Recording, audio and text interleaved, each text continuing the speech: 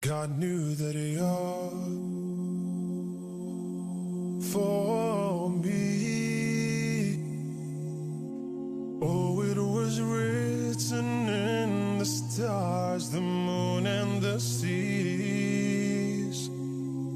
And through all your love, completed half my day. Oh, how I feel with you, January's within my reach. So I say Alhamdulillah, I pray forever it lasts, and I just simply ask. It is a religion that is moderate in a way ti omukyala bw'abanga tayagala bufumbo for reasons that are authentic, they have an open door out. N'omwami kyekimu, equal rights. Bw'obanga owulira you're unhappy in a bad unhealthy relationship, you have an open window out. Thirdly, no woman is denied the right to divorce in case they find polygamy stressful. Now, there is a reason as to why I want you to understand whatever I'm saying before I bring whatever I'm going to bring. Obusiraamu tebukakangako omukyala sigala mu bufumbo ng'olina comments bw'olangira bbaawo okumulangira ekyalo kiramba bw'omuvuma naye ng'ate tobwagala. Islam never made it compulsory onto you okusigala mu bufumbo bw'otakola ki bw'otayagala. Temuvumya busiraamu in that angle. The second last is polygamy is a right. It's not mandatory. Siteeka for every man to marry more than a lady. Ngawe kitali teeka, it's their right to exercise in that angle. And lastly, polygamy turns out being a burden to men and a blessing to women. Nkweseza men and women, that's a key word, not man and woman. When you draw it to a personal level, oyina issues izo. To a society where Islam guides, it's a burden to men and a blessing to women, just like I'm going to explain. Ebintu ngebyo bw'obitegeera ng'omusiraamu, it helps into appreciating the reality. Now I have only 4 main topics in my presentation. The number 1 presentation is going to be about the whole approach the Islamic law gave to this whole polygamy story. Omusajja bw'abanga anaawasa omukyala asukka ku omu.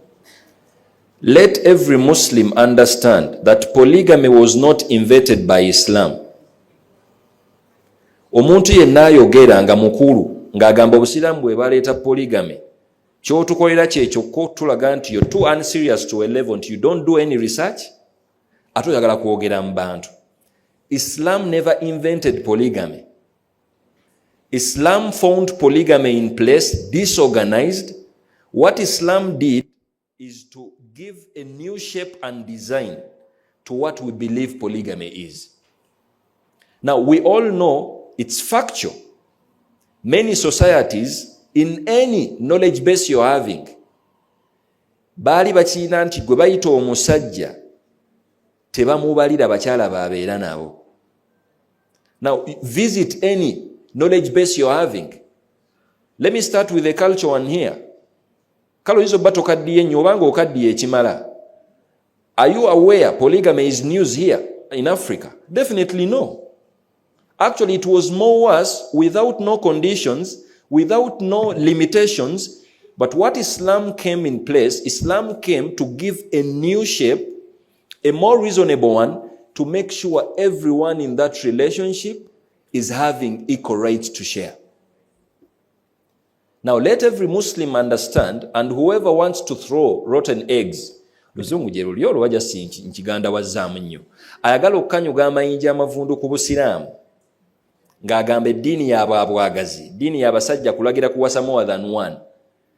Teriiyo ddiini ya busiraamu gy'ogenda kugamba nti ye yaleeta polygamy. Yasanga polygamy weeri ng'abantu bakyamuukirira bukyamuukirizi nga bawasa. What Islam did is to make them reason as they are trying to marry. So that is a factor to understand. Visit some knowledge bases. Visit some other religions. We have it. What Prophet Sulaiman, Islamically, in that angle, he had more than 100 women. Allah yasinga okumanya yali abakwasaganya atya. Prophet Ibrahim, more than a lady. Awo nonga ngenze wala. Tandikira wano mu Africa ewammwe. Just go to your grandfather 5 generations back. Yalina bameka. Oyina ne batatawo b'otamanyi nga tolina na chance egenda bamanya. Why? They had their own polygamy then. But when Islam came to just reimagine, redesign and give it a shape.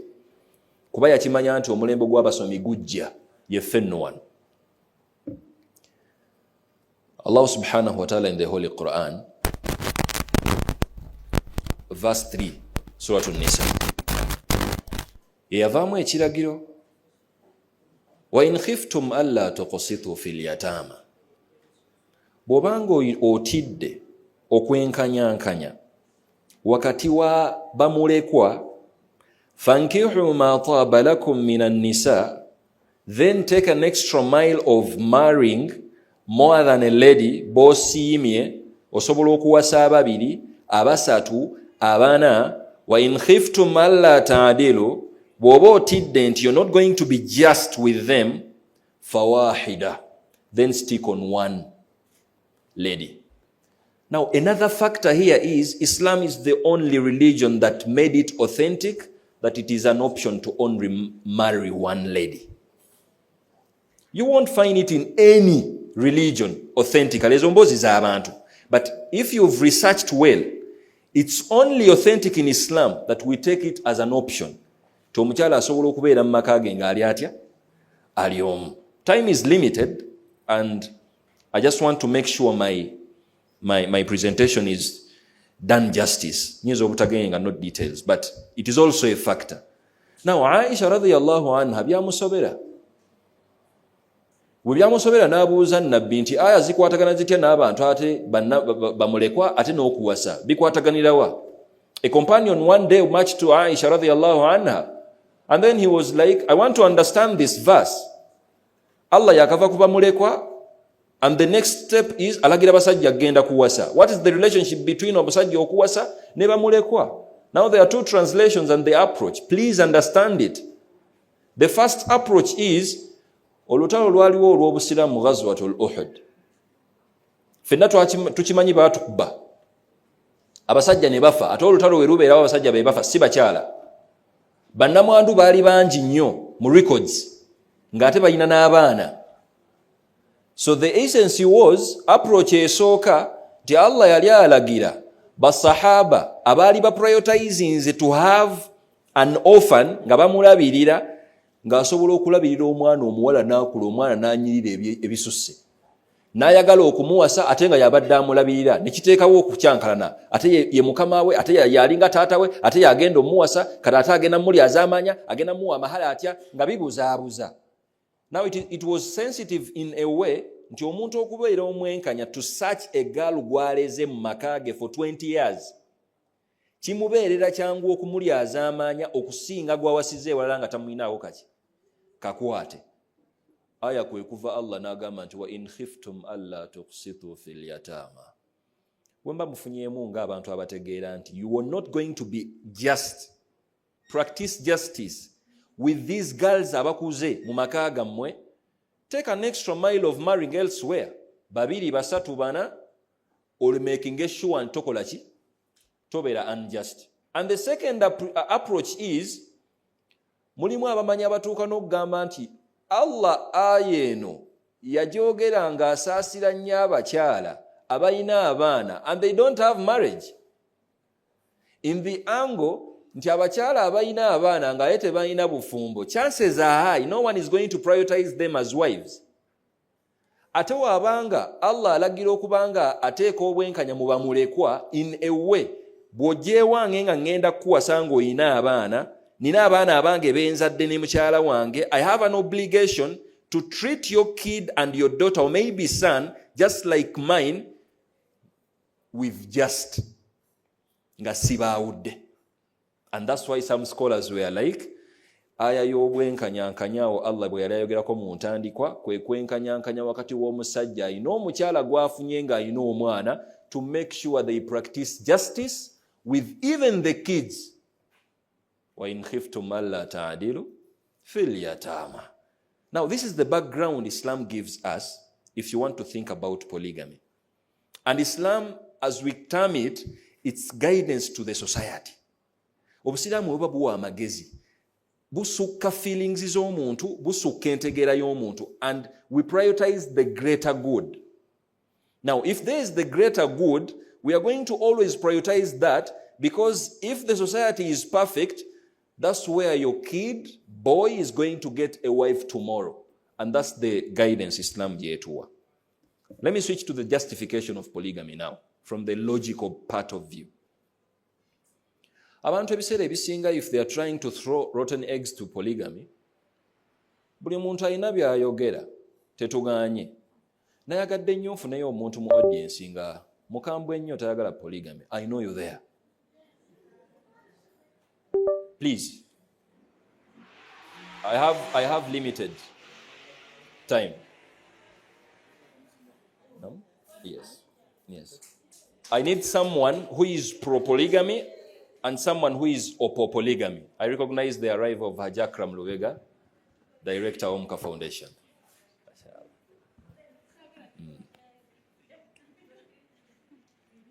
Ngasi mulengera.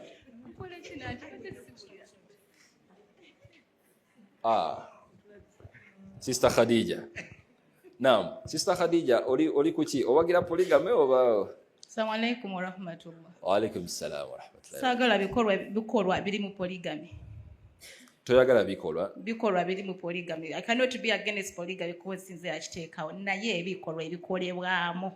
Oli mu kunepe na Khadija, njagala omuntu nga mukambwe muzimu ng'ayagala tayagala polygamy from the blood.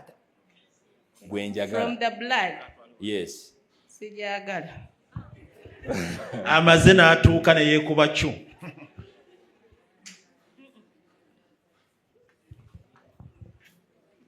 Yes.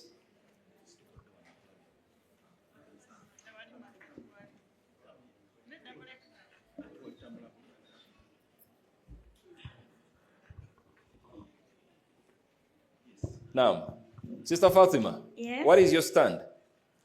I do not like polygamy. I do not like it. I cannot hide it. Yeah. I cannot pretend. I'm not comfortable with it. Do you mind sharing the reason as to why you don't like polygamy? Growing up in a polygamous family, as a victim, there are many things that I saw at home that I wouldn't want me to go through, that I wouldn't want my children to go through. Yeah. You know, as a society, there are many things that we throw off. We pretend not to see them, but we see them. You might say that whatever happened to maybe my mother or to my siblings or to all of us will not happen to me. But we cannot be sure that it cannot happen again, because we know the truth is, if it is a percentage, 80%, it will happen again. So for that matter, I cannot pretend. I don't like polygamy. MashaAllah. Thank you for being honest. Sifunye omusajja awagira polygamy? Musajja wono wano Haji. Yes. Katuwulire Haji agenda kusabula oba? Assalamu alaikum wa rahmatullah. Wa alaikum salam wa rahmatullahi wa barakatuh. I wholeheartedly support polygamy. MashaAllah. The reason being that I first got the training to know the goodness in polygamy, and I've practiced polygamy for the past 36 years, and my wives are happy. MashaAllah. MashaAllah.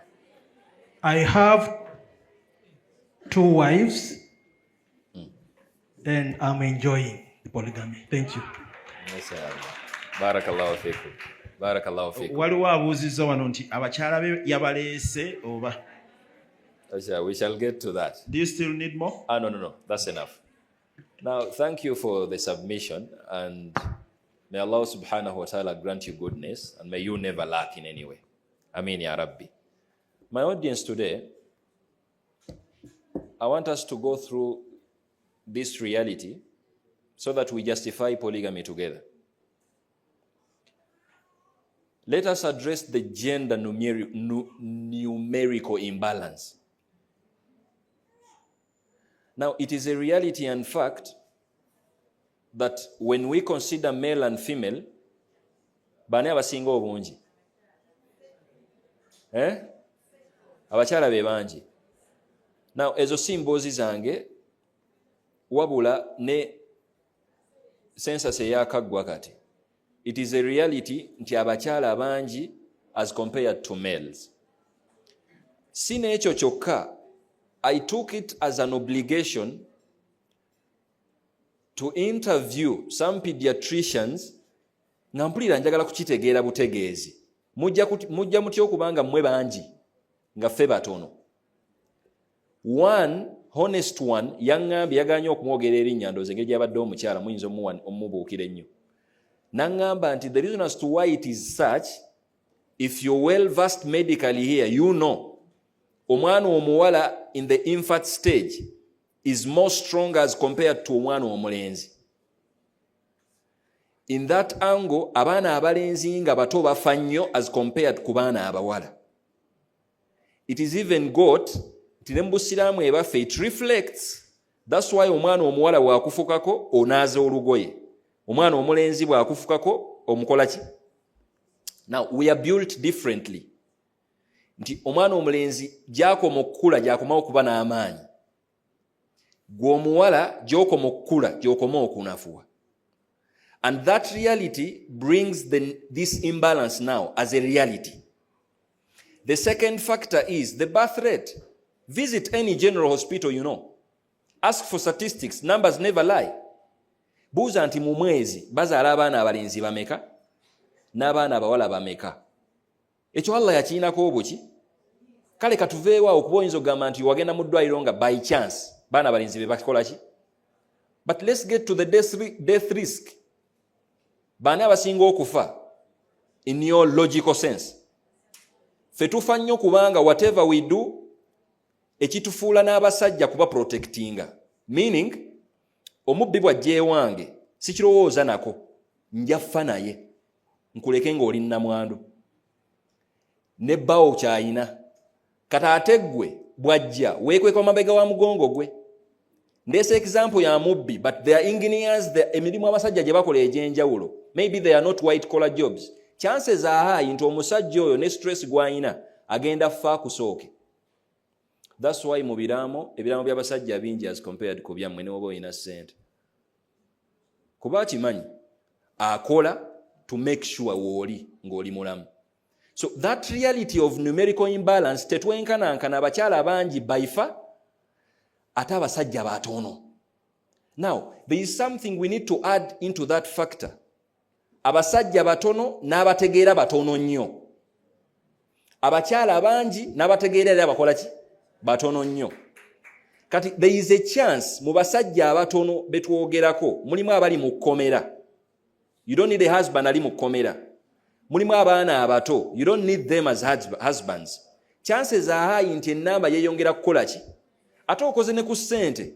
Osomye n'okusoma. You don't need a man who doesn't reason like you reason. Kati imbalance eyo had to at least get justice. That's why Islam at one point brought 3 options. Option number 1, let us try the one man, one woman story. Tugambe nti abakyala bangi n'abasajja batono, buli musajja awasa omukyala omu abasigadde, let them be deprived from marriage. Nga tugamba nti it will not work for us. Buli azadde ku mwana omuwala akimanyi nti alonginga okulaba omwana we nga bamuwasa. Buli azadde omwana omulenzi ayagala kulaba nti mutabani waakola ki?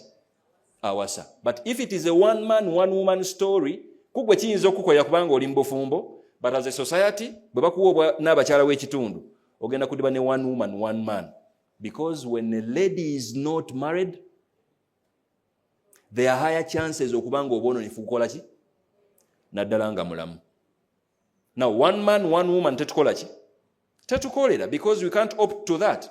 Kati mbu ffenna tutudde tuyise ekiragiro nti bannaye one man one woman mukole mutya mwewase. Many ladies out there irrespective of status and gender bagenda kumaliriza tebalina bakola ki, tebalina basajja, tebalina bufumbo in that case. The second option, what if we try out whatever is happening right now? Buli musajja sticking on to one official woman. Nenga ina batambula nabo ku mabbali mu bwenzi. Limitless numbers. Is it happening or not? It is happening. Abasajja abatatizi bajjudde ku mulembe guno. Tawasa. Ayina gwe mukyala we bwogo. Olinze baana nga afudde. Now it doesn't make sense. We can't sit down and we are like logically let's go with that. Abasajja tubatende ko butabavunanyizibwa. They are busy just going on and marrying. Nga teba welcoming akola ki. It can't work for us. Now Islam brings the most moderate option. What about trying out one man, more than one lady story, but with equal rights? Nti omusajja awasa abakyala tetumuyinaako buzibu, naye buli wamanya nti awasizza omu, babiri, basatu, tuyina conditions ezimubeerako nti okay, you need to be just with them, you need to love them, you need to take care of them, do your responsibility as a man. Definitely this makes sense. And that's why Islam is like, we are going to go with that. Nti omuntu kabeere awase, naye bwana awasa, tuwaawukanemuko ne polygamy emanyikiddwa.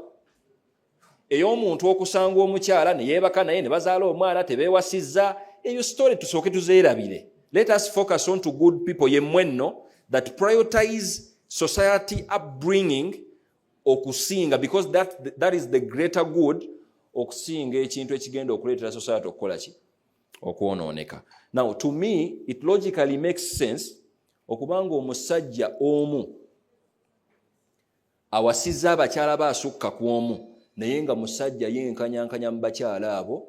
To me he is more of a man okusinga bbaawo atawasizza naye ng'okimanyi n'obujulizi bwa leeta z'abawala obulaba mu musimu ye. Okimanyi naawe nti musajja mwenzi naye nga takola ki, tawasa. Now Islam came to give that as an option. Tuwadde nga namba eyawukana bantu bakyala bangi ku baki, naye at least omusajja ono atendekebwe nti if you're going to take a step of marrying, then focus on to being just. Have we checked of the reality of infertility? Newa naye abantu b'omulembe guno nabbi singa mulamu singa tumumenya okusomesa. Buli century eyitawo, there are higher chances of ladies getting anomalies, incapabilities when it comes to giving birth. It is evident nti omukyala olwalira okufuna olubuto n'alusitula emyezi 9 aba amize pharmacy ennamba. It wasn't like that way back. Kiba kitegeeza nti if you think top, what is going to happen 50 years from now? Kati that infertility rate is also a factor that is going to logically prove polygamy. Because with infertility, there are two options. You either divorce that lady or you marry the second lady. Now Islam is not going to encourage you to just pin someone for something chatalina capability. Maybe azadde omwana omu babiri bamukomezza. Muyingiramu n'ekyabaana abangi. Omusajja ewaayo bali babiri bokka ekika kyaggwaayo batono nnyo ne meeting tejjuza lujja. Ate nga balina okuzaala bakole batya? Kati nga adda kuggwa abasawo baakugamba dda nti toyongerako baana. Noganze bannaye wadde munkomezza ze munnyongera omusajja anaatera okuwasa. Ofiira bwereere. You don't have control over that. Zaala abaana abasawo be bakugambye with whatever reality you're facing. Tewenyigira mu ttabbu ya musajja kuba toli muki? Toli musajja. Ojja mmenyeka nnyo omutima ng'obikoze era asigale ng'akoze eki? Awasizza. Now it is a reality happening now. Tinaabaana baffe abato abawala embuto ezisooka zivaamu mangu. True or false? True. Zivaamu nyangu ne rate y'embuto okuvaamu kati yakola ki? Yayitirira. It is a factor also. Addressing the less privileged women. omulembe guno kati nammwe mbumbafiirireko mbatuyanireko nga mbategeeza the chances are high. Is it possible for a lady to clock 40 nga teri musajja wa magezi yali amuproposing to marry them? Is it possible today? It is very possible. Sinti oli muwonoonefu naye nga tewali musajja wa magezi yali akoze eki akutuukiridde. Chances are high osobola n'okuba ng'oli nnamwandu. With all the taboos ezijjudde wano culture, kati oyagala kuŋŋamba nti omuntu azadde omwana omu baawe n'amufaako ng'ali mu 20s, late 20s oba ali mu 30, kati mbu asaddaako obufumbo abiveeko akuze baana be. They are still young. Nga tugamba nti that reality omukyala ayina omwana kiba kizibu nnyo. Omuwulu ali luddawo mwaneeno. I want to be practical. Who is omuwulu ali wano? Mutidde? Kale mwenda kali mwebale kubeera bafumbo. Bw'osanga omwana omuvubuka in his 20s yakamaliriza university n'omuleetera options bbiri, okuwasa omukyala ng'ayina omwana n'okuwasa omukyala nga talina mwana, what would he prioritize? Lwaki agenda kwatayina mwana? Because mu ntegeera ye ng'omuvubuka kigenda mubeera kizibu okutandika okubeera taata ku mwana gw'atazadde. Naye kyanguyiza nnyo omusajja okubeera taata ku mwana w'omuntu omulala ng'olredde ya experiencingako ekibeera taata. And the second reality is temukwatagana mu mboozi. Oli mukyala ayina omwana ayina experience gye wayitamu gy'atanaba ku experiencinga. Chances are high timuyinza obutakwatagana okujjako nga just muli balala vidda vizi mwaka gumu love eggwewo mudde mu kulwanagana. And that is the reality of Islam. Kati abantu abali less privileged in that angle. Omukyala afuuse nnamwandu mu 20s si ya sebbaawe. Omukyala akuze emyaka 3. Do you really want to pin them in the wenti obwefumbo bwerabire because you can't be the first lady? It is not fair. That's why Islam is like, maybe you can't be number 1, but to a reasonable man, you can still be number 2, 3, and 4, sharing equal rights, naye nga tofiirinze nga musango and a burden in a society. Tusaba Allah abeere nga atuwa entegeera ng'eyo. I'm rushing a lot because obudde si bwaffe. Now there are conditions. When you talk polygamy, it is not just like any other polygamy you're going to talk about. Islam came and guided in a way that there must be financial, material ability to maintain the wives. Omusajja agenda okuwasa ateekeddwa okubeera omwenkanya wakati w'abakyala. Subhanallah. Okakasa n'entegeera yaffe abasiraamu abatanywa mwenge. You think the justice of Islam gye buteekako essira kugula jiika eri naggula jiika eri? Mbu kiro ya sukaali eri neno kiro ya sukaali? Definitely no. Islam is addressing equity. Omusajja nnyini kutambuza makaage alina okumakinga sure nti obwenkanya buli mu bakyala abaawasizza in that angle. Equity in a way ti omukyala wo nnamba emu waabanga alina abaana 7 nga namba 2 alina omwana omu, sukaali gw'ogenda oggula ewa nnamba emu ayawukanira ddala ne sukaali gw'ogenda oggula ewa nnamba 2 kuba bali babiri. Ekyo teweetaaga hadiisi kufiirako. Olina n'okitegeera nti the reality with justice abakyala boowasizza tebaakulira wamu. Justice in a way ti olugoye lw'oyinza oggulira mukyala nnamba emu eyinza obba preference ndala nga ne nnamba 2 alina preference ndala. But definitely with change of preference, it means change of value. Kati mbuki weekako olugoye lw'otayagala mbu olw'okuba oyagala ku meetinga n'ennamba emu, lugambo lwe lukozesa abantu abali mu polygamy. Tugenda boogerako mu maaso awo. But if everyone focuses on their story, zaala abaana beera mu bufumbo, fa genda mu jjana, period. Okusinga bw'ogenda okubeerawo nga creating anxiety for your own self. Now, justice in Islam is in that angle. Omusajja akubirizibwa not to be materialistically justice, but to make sure he takes an extra mile. Beera mwenkanya ku bakyala bano. Mu bwenkanya bw'omusajja kwe kumakinga sure nti ebya nnamba emu tabireeta wa nnamba 2. Mu bwenkanya bw'omusajja kwe kumakinga sure nti agezaako mu mbeera ye okumakinga sure nti bakyala be akoze kyalina okukola ki? Kyalina okuba ng'akola. exercise justice between the co-wives.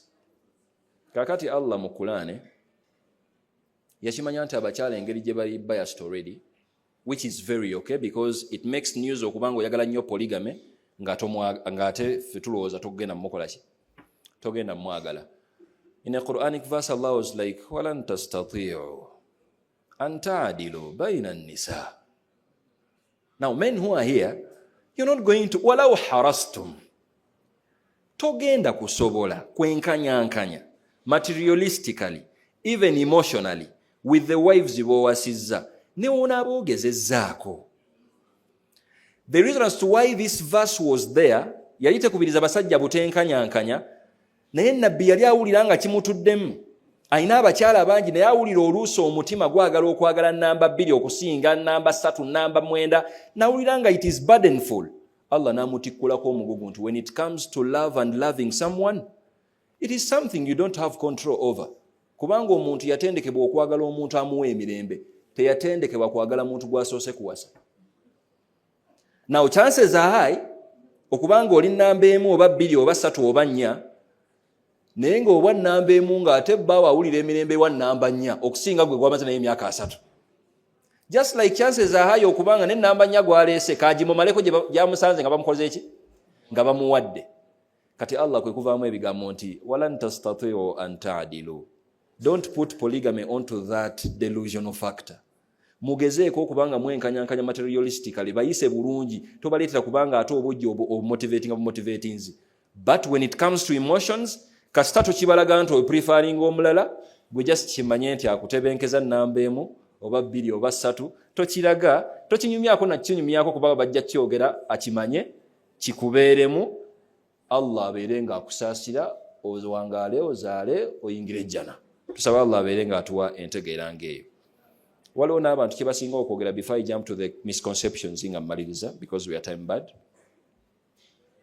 Abantu abasinga bakulembeza nnyo the biological satisfaction in polygamy. Ate nkakasa njogera n'abantu bakulu, temugenda kummenya nnyo kutegeera. Do you think it's realistic okulowooza nti omusajja ayina abakyala 4 okujjako ng'olowooleza mu ango ya bwagazi? Kati mbu ku Monday abadde ne biology ewa namba 1, bwakeereramu ku namba 2 munawe omwesunze nnyo omumenye biology, newo namba 3 namba bulamu ki bwe muli living, eyo si firimu eyo. Of course, some of the interpreters of the Quran went further to analyzing that because it is sensitive. Obwagazi okubanga you meet the satisfaction, it's not a factor solely gyogenda considering because it varies. Mulimu factors nyingi is affecting obwagazi bw'abasajja. True or false? Very true. Kati in the sense nga abayivu batuuka n'okugamba nti walau harastum, omusajja okujjawo ng'oyagala okufa amangu, gwe kiteeke mu priorities nga kyekyo. Tugamba nti it's not going to be real. Leka abantu ba appreciating eddiini in that understanding nti omusajja abeere healthy kituprioritizinga. Kubanga kimanyikiddwa the more centuries tezigenda mu maaso n'abasajja tunafuwa. Nga nammwe ekiri okuzaala kwayanguwanga emirembe emabegakaawo, kati kugenze kukola ki? Kukaluba. Katimbo ki? The reality is you need a healthy man. You don't need an immoral one. Kubanga tewaliiwo training ya polygamy before marriage. Nti omuntu asooka ayagaleko abawala nga 8 wana labo baana asobola polygamy, kana tamala ayingire polygamy asooke naye abakwasaganye. It's not there. It is an experience omuntu gy'asookeramu ng'ate talina we yali experience nzewa emabega. Now that approach will help us as Muslims to understand that polygamy is not a sin and is not a threat to the society. Njagala okumaliriza with misconceptions. Misconception number 1. Ladies who normally make mention tibaba bidda abasajja. Isn't it? They don't steal a human being. They steal objects. Tebabba muntu ategeera. That is a sad reality you need to take up. Teri yabba musajja, teri yabba mukyala. ogezaako kudduka reality okuteekawo ekinaakutebenkeza. Bw'owuliranga ng'omusajja munna akubbyeko omukyala, mukyala wo yatasiima, mukyala wo yakkiriza bbibwe. Bw'owuliranga ng'omusajja awasizza omukyala omulala, it has nothing to do with akubbidde omusajja. Ono omusajja ategeera, tanywa na mwenge musiramu munno. Kiba kitegeeza nti agenza okumuwasa nga naye amurespectinze ng'omukyala. So that misconception is also supposed to be understood in that angle. Bw'owuliranga nti omukyala mufumbo, regardless of the number, oba namba emu oba bbiri, that is also a discussion of another day. Philosophy wa numbers, ani atandika atya, ani yazibatuuma, ojja otya okwetuuma, and who is number one really? Gwe basoose okuwasa oba gwe basoose, like it comes with a lot. Ne kyenjagaddemu kyekiriwa, tebabba bantu. They still objects. So if your spouse and partner is an object, chances are high bajja kumubba. Naye bw'abanga human being, they decide to start a relationship with people. So now stop demeaning and devaluing people who are already in marriage in that angle. Now the second misconception is polygamy caters for men's desires. The reality is tewaliiwo muwendo gw'abakyala gusatisfying a man's desire. I need to remind you that. N'abakyala abana tebasobola. It's the reason as to why in Obusiramu, polygamy w'Obusiramu, you're limiting to a number of 4. Yensonga lwaki polygamy w'Obusiramu, you're limiting n'omusajja okwekomako, even when they feel they need to do whatever they do for their desires okubanga zigenda, they need to wait okujja eri omukyala gwawasizza, si gwasiimye ku kkubo. Now, this whole thing of saying abasajja abasiraamu n'obwagazi bwabwe bannaye baagala abakyala, ndowooza balina mwe basaalira omwo balina obwagazi bungi, basiibasiiba nnyo. It is not a reality. Kuba tewaliiwo muwendo gw'abakyala gumala. Tetulina musajja mwenzi wano ajja atuwe ku bujulizi. Omusajja omwenzi amala emyaka 5 ng'ayenda n'abakyala ab'enjawulo naye tabamanyi muwendo. Had it been a reality nti polygamy caters for men's desires, it wouldn't have had a limitation of 4. Ne Allah yandigambye nti teweetaga na muzadde wa muwala wakubiri wa wakusatu, tambula butambuza akuyungidde, mwetolere salaamu afuuke mukyalawo, because desires zikoze zitya. You are trained as a mature person mu Busiraamu, regardless man and woman, ne woba ofumbiddwa, to have control over your desires, because it is a factor gy'olinako control gwe, togituwanga reason nti bannaye kyansusseeko, that's why nkoze ntya. Era omusajja bw'ajjanga mbu n'akubuuza nti lwaki oyagala kumpasa, n'agamba nti onansonyiwa naye obwagazi bwange nnina bungi, mpulira nga sisobola kyebera, omukyala wange ansobedde, omanya ensonga, it's not an authentic one. Kati waawe n'amaliriza obwagazi ne buggwawo, what next? Tusaba Allah abeere nga atuwa entegeera ennungi. Another misconception is, I've discussed it, equality in love is not a requirement, because love is an effect. Yeah. Okunjagala nina okubanga nina kyenkoze okukwagala, so it's not something we are going to consider okubanga tugamba nti bateekeddwa okubeera just mu mbeera ng'eyo. So Muslims, we need to understand that. As I'm winding up, Nabi waffe Muhammad sallallahu alayhi wasallam aya y'okuwasa abakyala abasukka mu omu bwe yakka, waliwo basahaba oleda abalina abakyala. And another misconception is, omukyala asobola okugamba nti bannaye timulinga abatagoberera nabbi, oba sina mukyala. Actually, some people that are not in the belief system like we, they bring it as a factor. Ne bagamba nti nabbi wammwe yalina abakyala 9. Kata ate imwe mulina abakyala bameka? Yabawa limitations yabana. Lwaki tolabanga nabbi kyeko obwagazi yalina bungi? Etteeka bwe lyakka eri abakyala lyasanga basahaba bawasawasadde abakyala abasukka mu bana rather. Mu basahaba mu mwalimu Qais bun Thabit ne Nawfal bun Muawiya. Naye nabbi bw'amala okubategeeza etteeka eryo ne bamubuuza nti kati tukole tukyaffe mukama waffe, abakyala olwere tubadde tuyina. Nabbi n'abawa guidance nti mulondeeko abana abasigadde mutole nabo meeting mukkaanye obufumbo bukole butya kubanga etteeka likoze litya. Kati nabbi ayekka ng'oleda alina mwenda mu kaseera ke kamu. It wasn't an option for the prophet to call off some of his wives because we all know a wife to the prophet is a mother to believers. Nti wabanga ayawukanye naye teri musajja akkirizibwa. Suratu Ahzab, teri musajja akkirizibwa kuddayo kuwasa mukyalo oyo bw'atakunyumizeeko emboozi za ex nabbi. Oyagala okumanyira nabbi olwo.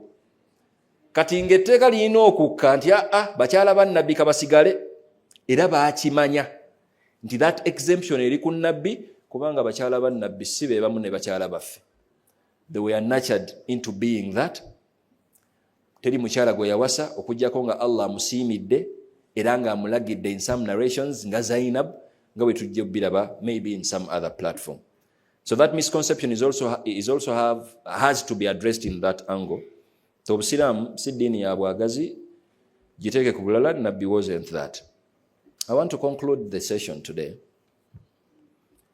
Ngamba tegeeza nti the Islamic polygamy and our cultural polygamy is something we need to address. Obusiraamu bwe bwali butuuka mu Uganda wano, bwe bwajja n'ekintu olwedde ekiriwo mu Uganda mu cultures tribes ez'enjawulo, ndowooza abantu tebakiwa nnyo budde. Bo olwawulira nti Obusiraamu bukkiriza okuba n'omukyala asukkamu omu. Obusiraamu bukwataganye neki? Ne culture. Chances are high nti baawe yakuwasa kuba Musiraamu, but the polygamy you are living is not the Islamic polygamy. Kubanga omusajja awasa abakyala ababiri, bannaye this is also a factor. Omusajja awasa abakyala ababiri oba abasatu oba abana, ayinako ebintu ebirala eby'enkizo. Era omuntu bw'akugamba nti asobodde okuba n'abakyala ba abasatu for 10-20 years nga tebamutuze, nga mulamu, nga talina bbala ku face, that is a man. Muleke nakumalira abantu budde. Those people are men. And I normally tell my students at campus, ne mbagamba nti omulembe guno ogujjudde abasajja abali responsible, because we have trained our young boys to be responsible. Buli campaign eri ku girl child, weerabidde nti that girl child at one point agenda beera under this boy gwe mukoze eki, gwe mulese. Nti omulenzi akyasobola okutuuka ku myaka 25, wallahi nga talinaayo kyasobola kwekolera. True or false? Wali okirabyewa emyaka nga 15 emabega ng'owa 25 talina na nnyumba. Abaana batandikanga kuyigga ku myaka 18 ng'akimanyi nti edduniya ngitandiseeko. Myaka 2 ng'awasa mukyala, 3 ng'alina abaana be n'abakyala be 3. Today, omuvubuka atuuka n'3 nga tamanyi na papasi ye ya bulamu. Now, chances are high the few men that have taken a decision of extending bagambe nti okay, katubeere n'abakyala amaka agasukka mugamu. That is a step that is made by men. Tusaba Allah abanyweze basajja mmwe. Ate njagala okubawa obweyamu nti ejjana mugenda kugiyingira. Kubanga society yaffe yonna ejjudde bwonoonefu. Kati mbu Allah anoonya ab'okwokyanga g'olyawe yawasa. Ekyo kyokka ekyokuwasa omukyala n'omutikkira n'omuwa amaka ge. It is a step. Ebyammwe bijja luvannyuma mbale simanya tonyumyako naye simanya muyombagana ebyo bya kifumbo. Naye ffe society ky'otukoledde, you have made our society a good society. Saba Allah abeere ng'asiima abasajja abo n'abakyala abagumiikiriza in that angle, kubanga naso si kyangu. Omukyala okubeera namba 2, namba 3, namba 4 oba okugumiikiriza ne bakuzzaako si kintu kya buli mukyala. Tusaba Allah abeere ng'abawejjana, abeere ng'abasiima.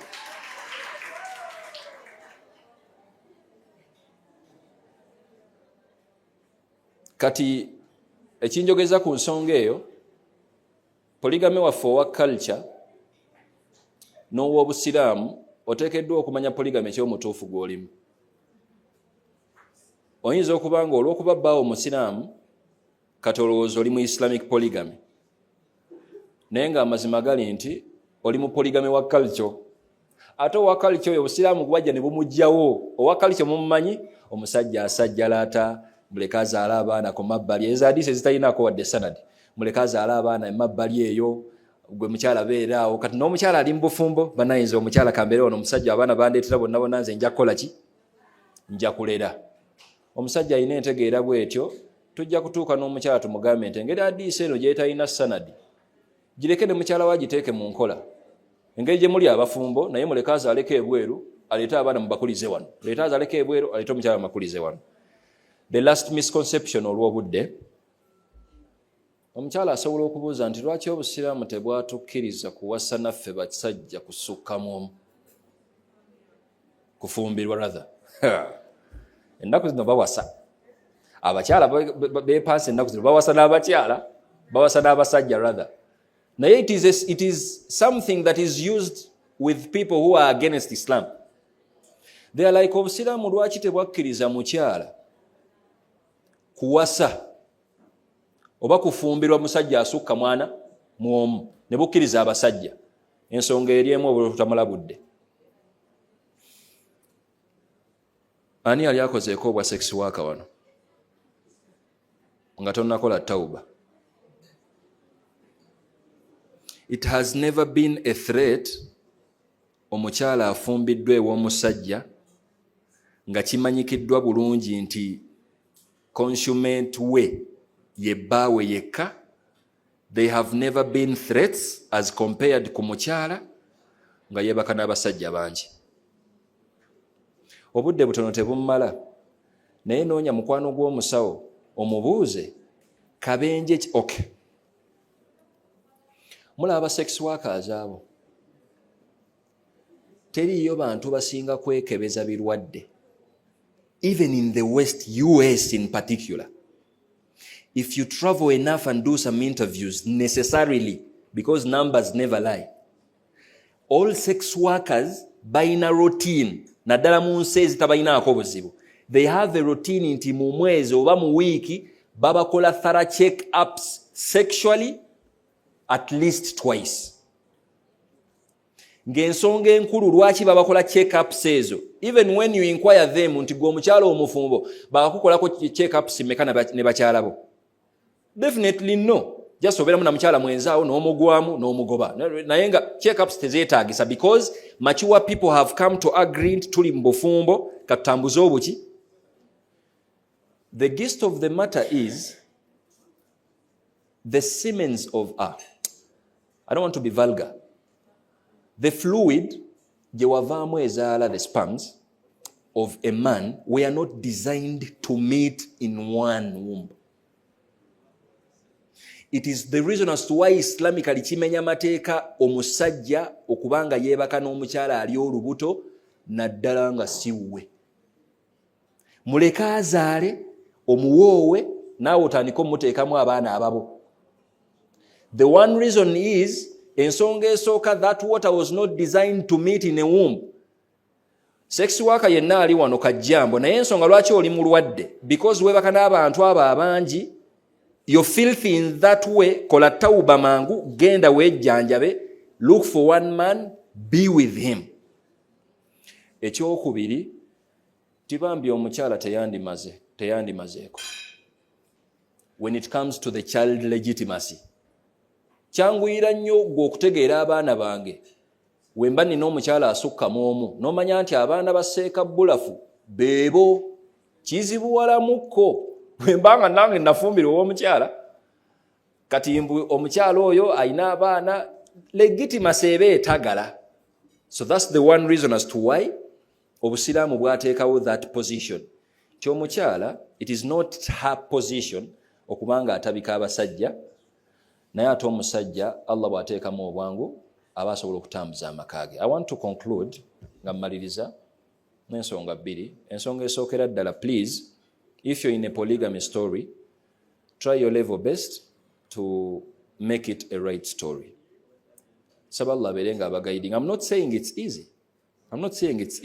N'omusajja abirimu nkimanyi si byangu. Ove wannamba emu ng'akunyiizizza ate olina okuseka wannamba bbiri tomuwa bizibu ebyo. Like olabanga kizibuwalamukko. Bambi gumiikiriza. Thank you for doing justice to our society. tusaba Allah abeere nga akuwangaza bw'otyo, gezaako mu busobozi bwo ofe oyingire ejjana. And lastly, njagala okuba nga mbajjukiza nti abaana abato olwaleero beetegekedde nnyo abantu abatali ba buvunaanyizibwa. When we are talking about justice, kati Allah ageze olwaleero nti omwana asobola okubeerawo emyaka 3 nga muwala nga wallahi ayina emmotoka nsajja. Kisoboka oba tekisoboka? Entegeera y'omwana oyo alinda musajja ayina emmotoka gy'ayina times 2. Teriyo nabbi we yakugamba nti linda musajja ayina mmotoka eyo times 2. Ffe tubuuza musajja agenda kukuwasa, olina woogenda omumuteeka? Osobola omuliisa? Osobola okumwambaza mu busobozi bwo? Obufumbo buba butandise. Mufumbirufumbire nammwe mwawe temutumayira budde. Tewaliwe funa sente zo, it is okay. When you get a man that is responsible, siina kyenjagaza sente zo. That is one of the points eziraga nti omusajja wa buvunaanyizibwa alina just kumonitoringa nti sente no taziteeka mu bantu ababbi, tazinvestinga mu bintu ebitaliimu kumuswaza. Naye yaahe tutuuse ne ku level okubanga polygamy waffe tumuwogera nga ali too theoretical ng'ebiri practical birala nnyo. Abaana abawala bali wano bakoze sente, bali ku universities basoma, agwa mu bintu ku myaka 28 ng'omusala afuna gwa mitwalo 10. Basajja bameka bafuna emitwalo miliyoni 2 b'olinze? Tuli bameka? Nange siriimu nno. Naye jasimbuuza bali bameka abasajja abo? Batono.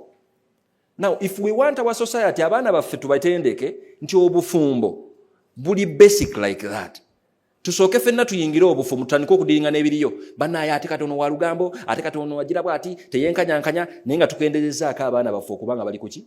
At least the societies ndala, naye abaana baffe abasiraamu tewali buzibu ne ssente zo. Funa omuvubuka waneeno ng'akusobola, asobola okukuliisa. Tolya nnyo, ne woba olya nnyo tolya kilo 2 lunaku, ng'asobola n'okukusuza, asobola okukwambaza. Bali waneeno abasajja bangi, tusaba Allah babalage olwaleero. Mubeefunire mangu, mutandike obufumbo, muzaale abaana like that. Eduniya ebeere ng'ekola ki? Tusaba Allah abeere ng'abawa, ffenna abeere ng'atuwa guidance ng'eyo. I want to apologize, I skipped out okwanjula bakama bange ku ntandikwa kubanga babadde bampapya.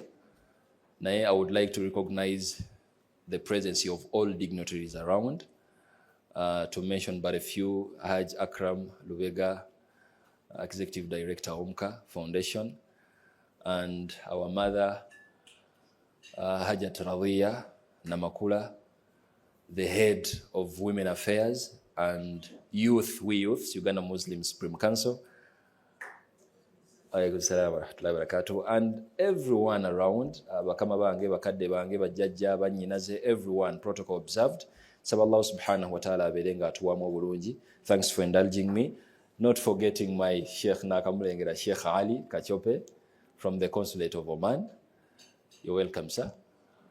Assalamu warahmatullahi wabarakatuh. Barakallahu fikum, mwebale kumpuliriza. Mbagaliza polygamy omulungi abamulimu, abatamulimu Allah mubanguize mbanga mugenda omutandika. Allahumma amin. Wassalamu alaikum warahmatullahi wabarakatuh.